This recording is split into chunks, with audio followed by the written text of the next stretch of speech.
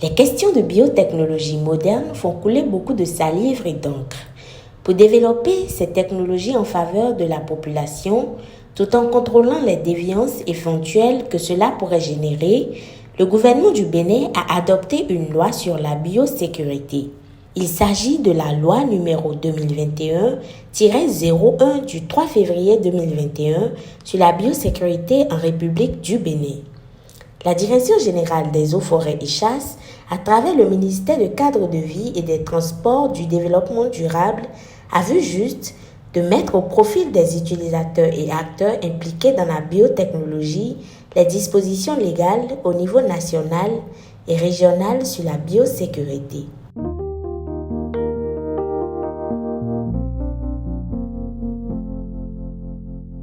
Nous sommes maintenant à Parakou. C'est une mission nationale. On va parcourir Kandi, c'est-à-dire la Libori, la Donga, la Takura, les collines, le Zou, tous les départements du Sud pour échanger avec les universitaires, les ONG, les journalistes, les communicateurs, les tradiprathérapeutes, la communauté béninoise tout entière pour échanger, pour que les gens sachent quels sont les contenus de ces lois, quels sont les contenus de ces règlements et les règlements d'application en matière de biosécurité en Afrique occidentale et au Bénin. Le Bénin est parti du protocole de Cartagena pour adopter cette loi qui comporte 98 articles repartis en 8 chapitres.